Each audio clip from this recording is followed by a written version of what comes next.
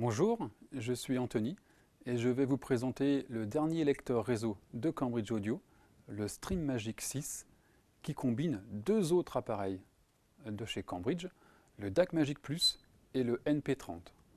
Vous allez donc retrouver au sein du StreamMagic 6 les principales fonctionnalités de ces deux appareils. Une brève définition du lecteur réseau, il s'agit en fait d'un appareil qui est capable d'aller lire le contenu d'un périphérique réseau, comme un ordinateur ou un disque dur par exemple, au moyen d'un protocole de communication. Ici, il s'agira de l'UPnP. L'installation du StreamMagic est très simple. Il suffit de connecter soit votre antenne Wi-Fi, soit le câble RJ45 à votre modem, ainsi que les sorties analogiques classiques au format RCA ou au format XLR. Une fois donc connecté, vous aurez accès aux radios Internet ainsi qu'à l'ensemble des périphériques de votre réseau. Nous allons détailler la face avant. Donc, on trouve le bouton de marche arrêt, une entrée USB, un choix parmi trois types de filtres, comme nous avons pour le lecteur CD 651C, des boutons de contrôle de part et d'autre de l'écran, ainsi qu'un bouton rotatif de sélection.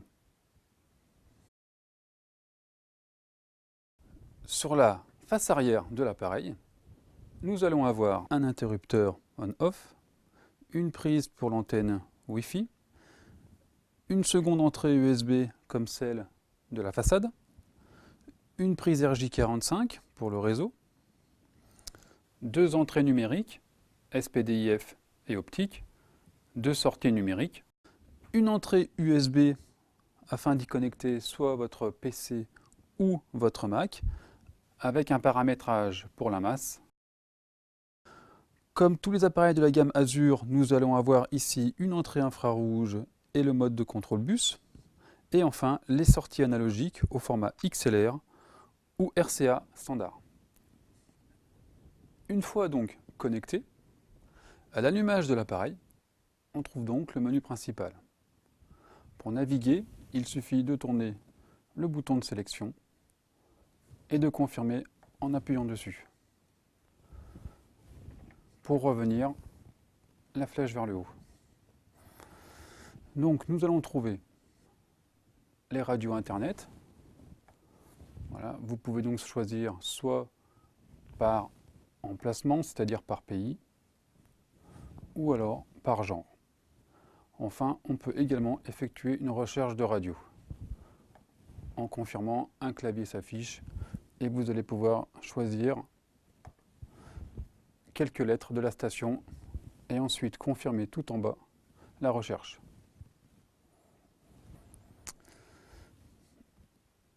Ici, nous allons avoir quelques services de streaming, donc sachant que pour l'instant, il s'agit de services anglais. Enfin, sur le contenu multimédia, nous allons pouvoir sélectionner les serveurs actifs de notre réseau via donc le protocole UPnP. Les fichiers situés sur une clé USB ou sélectionner la file d'attente. Ici, nous allons pouvoir en fait stocker toute une liste de pistes qui seront diffusées au fur et à mesure. Là aussi, nous allons avoir quelques podcasts, en anglais pour l'instant. Une sélection des entrées numériques. Ici, vous allez donc avoir la possibilité d'activer l'entrée USB qui est connectée à votre PC ou à votre Mac, ou alors de choisir les modes numériques, en coaxial ou en optique. Pour l'USB audio, si vous avez un Macintosh, vous n'avez pas besoin d'installer un pilote supplémentaire. Par contre, pour un PC, si vous voulez utiliser le mode en haute définition ou la transmission, le transfert sans perte, il vous faudra installer un pilote qui est disponible sur notre site. Sur le menu Réglages, nous allons avoir accès à la configuration du StreamMagic un peu plus en détail, comme ici l'enregistrement de l'appareil sur le site de Cambridge Audio, les différents paramètres de réseau, donc que ce soit filaire ou Wi-Fi, le firmware, à savoir la version du logiciel installé, ou la possibilité de télécharger le dernier firmware. On peut changer le nom de l'appareil, donc c'est un nom qui sera diffusé sur le réseau. Un menu avancé qui vous permet d'activer le mode préamplification du StreamMagic. Vous pouvez ainsi connecter directement des enceintes amplifiées et donc le bouton rotatif ici deviendra un bouton permettant de gérer le volume. On peut changer ici par exemple la version de l'USB en passant en USB 1 ou en USB 2. Voilà pour les principales fonctions du StreamMagic. Cet appareil est doté du système breveté de Cambridge Audio appelé ATF. Il a été développé en partenariat avec la société suisse Anagram Technology. Une fois traité, le signal est ainsi optimisé et la qualité musicale considérablement améliorée. Le contrôle de votre StreamMagic 6 peut se faire soit avec les boutons de la face avant, soit avec la télécommande, mais le mieux reste l'usage d'un iPad ou d'un téléphone portable. Il vous suffit de télécharger l'application appelée StreamMagic et vous aurez ainsi accès à l'ensemble des fonctions de votre lecteur. Vous pourrez même afficher les images de vos albums.